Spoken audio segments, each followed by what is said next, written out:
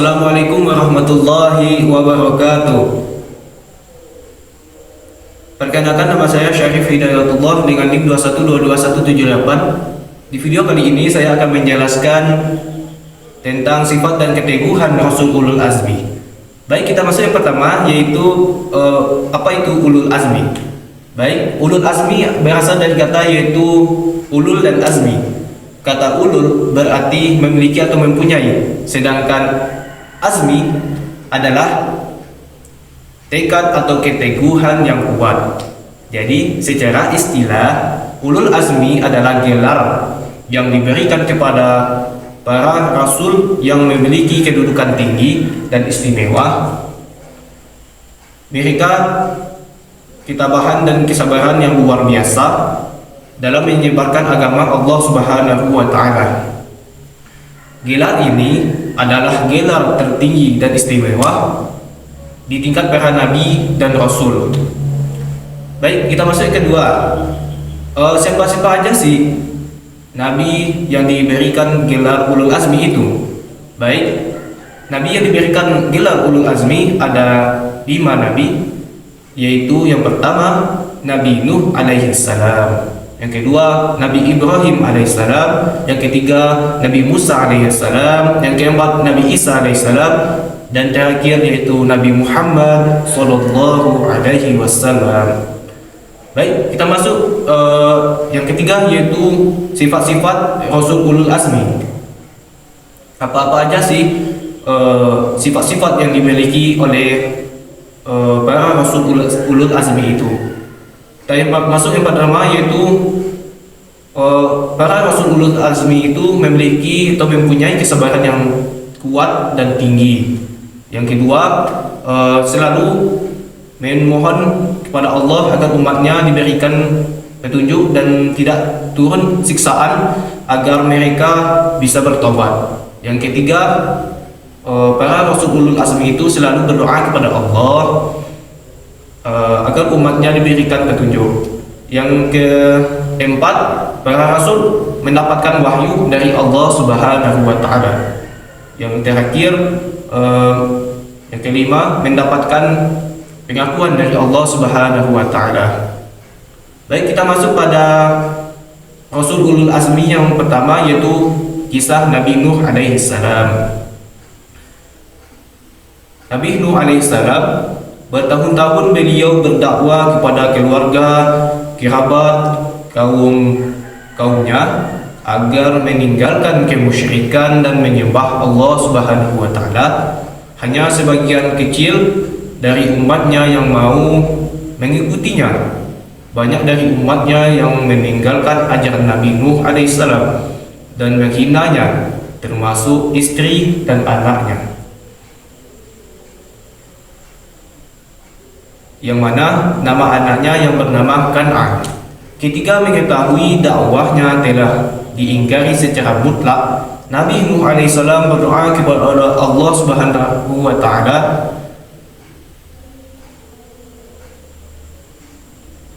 sehingga semua umatnya yang tidak beriman dihukum setimpal akibat orang tersebut lebih memilih ajarannya sendiri daripada risalah Allah Subhanahu wa Ta'ala yang dibawakan oleh Nabi Nuh alaihissalam.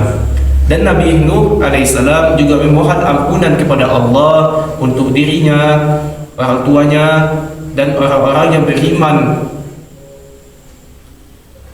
Lalu Allah Subhanahu wa Ta'ala mengabulkan doa dan permintaan Nabi Nuh alaihissalam, sambil Allah Subhanahu wa Ta'ala menyuruh Nabi Nuh dan para pengikutnya membuat perahu yang besar.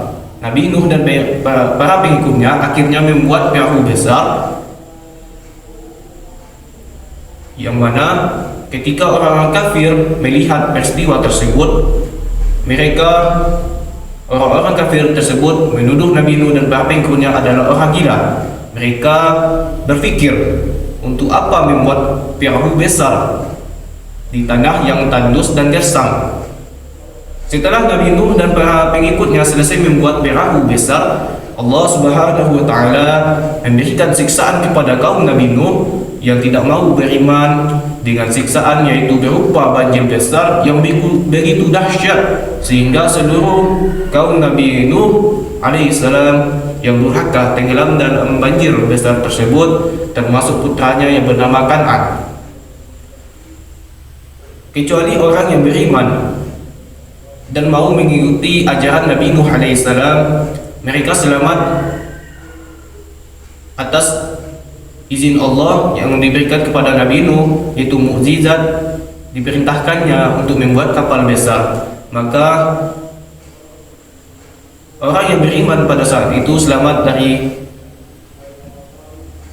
banjir besar tersebut.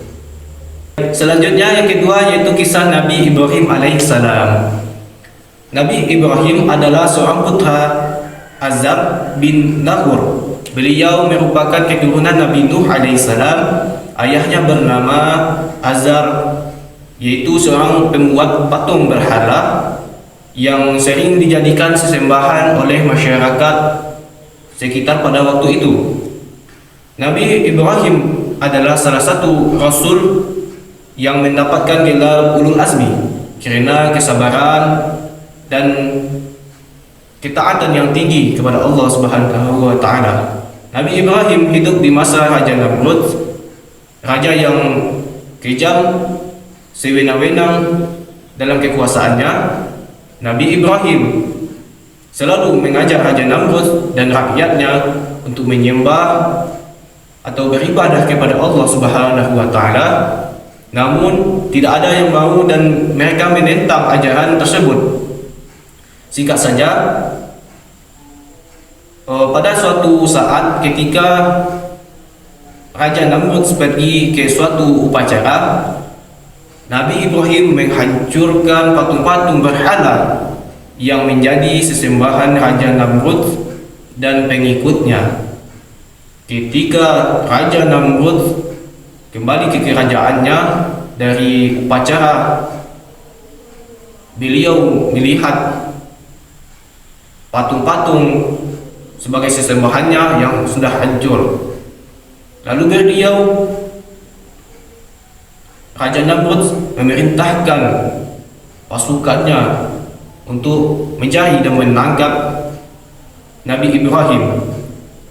Ketika Raja Namrud dan para prajuritnya telah mendapatkan Nabi Ibrahim, lalu Raja Namrud menghukum, yaitu hukuman kepada Nabi Ibrahim alaihissalam, yaitu dibakar hidup-hidup. Ketika dibakar hidup-hidup, Nabi Ibrahim tidak merasakan panas dan tidak terbakar oleh api. Maka inilah yang menjadi mukjizat dari Nabi Ibrahim alaihissalam. Setelah melihat kemukjizatan Nabi Ibrahim alaihissalam, maka banyak dari kaum pada saat itu mulai mengikuti ajaran Nabi Ibrahim alaihissalam. Baik, kita masuk kisah yang selanjutnya, yaitu kisah Nabi Musa alaihissalam. Nabi Musa alaihissalam merupakan putra dari Imran. Beliau adalah keturunan Bani Israel. Nabi Musa alaihissalam adalah nabi yang paling banyak disebutkan di dalam Al-Quran, yaitu sebanyak 109 kali. Beliau termasuk Rasul Ulul Azmi karena kesabaran yang tinggi dan berdakwah dan menghadapi Raja Fir'aun dan pengikutnya. Dan Nabi Musa juga dikenal sebagai Rasul yang paling sabar dalam memimpin kaumnya yang selalu membangkang. Singkat saja, ketika dewasa, Nabi Musa alaihissalam diangkat menjadi utusan oleh Allah Subhanahu wa taala untuk menyebarkan agama Allah Subhanahu wa taala. Raja Namrud yang seorang raja cemas terhadap keberadaan Nabi Musa yang mulai menyebarkan agama Allah Subhanahu wa taala. Dan akhirnya Raja Fir'aun mengajak prajuritnya untuk mencari dan menangkap Nabi Musa dan para pengikutnya. Ketika dikejar Raja Fir'aun, dan prajuritnya, Nabi Musa dan pengikutnya berhenti karena sudah tidak ada lagi jalan. Yang ada di depan mereka hanyalah lautan merah. Atas izin Allah Subhanahu wa taala, Nabi Musa mendapatkan mukjizat, yakni memukulkan tongkatnya ke lautan sehingga laut tersebut terbelah dan bisa dilewati oleh Nabi Musa alaihissalam dan para pengikutnya. Dan Nabi Musa alaihissalam melanjutkan dakwahnya menyebarkan agama Allah Subhanahu wa taala. Baik, yang selanjutnya yang keempat yaitu kisah Nabi Isa alaihissalam. Nabi Isa adalah putra Maryam. Ia merupakan keturunan Sulaiman bin Daud. Nabi Isa merupakan salah satu rasul yang mendapatkan gelar ulul azmi karena kesabaran dan ketabahannya yang tinggi dalam menyampaikan ajaran Allah Subhanahu wa taala. Apalagi Nabi Isa alaihissalam dengan sabar menerima cobaan sebagai orang miskin dan menerima pengkhianatan dari murid-muridnya serta menghadapi fitnah hingga hendak diusir dan dibunuh oleh Bani Israel. Kehidupan Nabi Isa alaihissalam menggambarkan asketisme dan ketaatan dalam beribadah. Setelah beranjak dewasa, Nabi Isa alaihissalam diangkat oleh Allah Subhanahu wa taala menjadi rasul untuk berdakwah dan mengajarkan tauhid kepada kaumnya. Nabi Isa memiliki pengikut 12 orang pengikut. Pada satu saat Nabi Isa alaihissalam hendak dibunuh dan ditangkap oleh Yahuda dan para pengikutnya dengan cara disalib. Namun atas izin Allah Subhanahu wa taala, Nabi Isa pun diselamatkan oleh Allah Subhanahu wa taala dengan cara yaitu para pengikut Yahuda menyangka bahwa mereka sudah membunuh Nabi Isa alaihissalam. Akan tetapi yang sesungguhnya yang mereka bunuh itu adalah Yahuda sendiri yang telah berbuat khianat, yang mana Allah Subhanahu wa taala mengubah wajahnya diserupakan oleh Allah Subhanahu wa taala dengan Nabi Isa alaihissalam sehingga sangat mirip dengan Nabi Isa alaihissalam. Selanjutnya yang kelima yaitu kisah Nabi Muhammad sallallahu alaihi wasallam. Nabi Muhammad sallallahu alaihi wasallam merupakan anak dari ayah yang bernama Abdullah bin Abdul Muttalib dan ibunya yang bernama Aminah bin Wahab. Ia merupakan keturunan Ismail bin Ibrahim. Nabi Muhammad lahir bertepatan pada 12 Rabiul Awal pada tahun gajah. Beliau berasal dari salah satu suku yang terkenal di kota Mekah, yakni suku Quraisy. Namun Nabi Muhammad SAW mendapatkan julukan ulul azmi karena dari kecil Rasulullah SAW selalu mengalami masa-masa sulit. Dari masih dia di dalam kandungan, ayahnya sudah meninggal wafat. Pada 9 tahun beliau sudah menjadi yatim piatu, dan singkat saja pada usia Nabi 40 tahun beliau diangkat oleh Allah Subhanahu wa taala sebagai rasul untuk berdakwah dan menyebarkan ajaran agama Allah Subhanahu wa taala, yaitu untuk beriman kepada Allah Subhanahu wa taala, meninggalkan berhala yang mereka sembah. Dalam masa berdakwahnya begitu banyak tantangan yang dihadapi oleh sang Rasulullah sallallahu alaihi wasallam, akan tetapi Nabi Muhammad sallallahu alaihi wasallam dia tetap begitu sabar, tabah dan tegar menghadapi cobaan tersebut untuk menyebarkan agama Allah Subhanahu wa taala. Mungkin sekian video dari saya, yaitu tentang sifat dan keteguhan para Rasul ulul azmi. Semoga video ini bermanfaat. Saya akhiri, assalamualaikum warahmatullahi wabarakatuh.